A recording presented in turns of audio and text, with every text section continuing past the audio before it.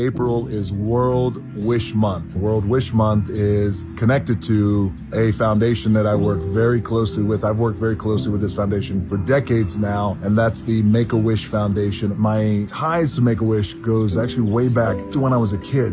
My dad was a professional wrestler, and his name was Rocky Soulman Johnson, and he wrestled all across the country and around the world too as well back in the early 80s. We had not heard of Make-A-Wish back then, and the idea and the concept was new. At that time, you just knew, wait, so this foundation grants the wishes of kids who are really, really sick.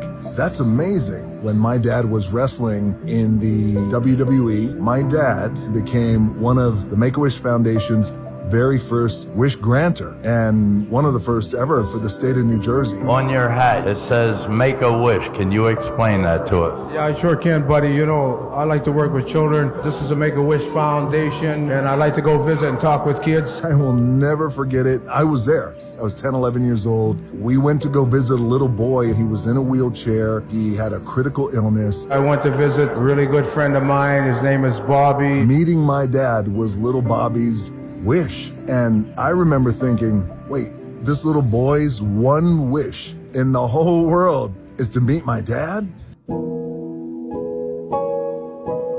My dad picked up little Bobby out of the wheelchair and he held him on his lap and in his arms. And I remember Bobby being real small. Of course, my dad was jacked, so he looked extra small in my dad's arms. And I'm a little kid. I was blown away at this idea that this other little boy looked at my dad in that way. It was his last wish. He wanted to see me, and I went down and I spent the whole day with him. It just gave me this crazy perspective, and I saw my dad in a different light.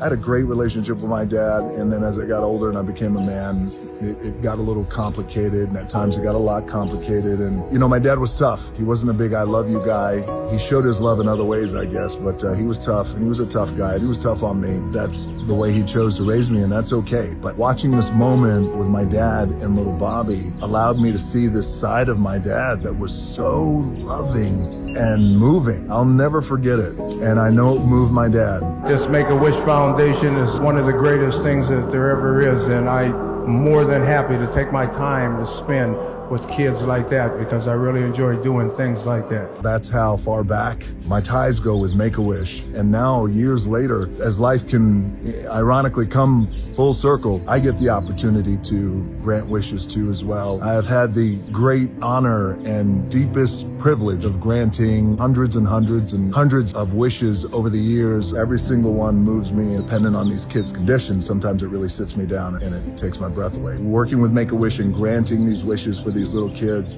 who are really going through it, it's truly the best part of my fame. So I want to encourage you guys, if you ever have an opportunity to work with Make-A-Wish or help make one of these kids' wishes come true, I encourage you to go for it and do it because it's so gratifying and satisfying. And even if you don't have a chance to work with Make-A-Wish, there's also just this idea of being kind and being good to people, and especially little kids who are going through it and going through tough times. There's real value in just being good to people and being kind because that matters. It goes a long way. There's a great saying I heard when I was 15 years old, which is, it's nice to be important, but it's more important to be nice. And I carry that with me. Thank you for everybody supporting Make-A-Wish. Thank you to the entire Make-A-Wish Foundation, my team. Love you guys. Thank you for the support, and I'm lucky.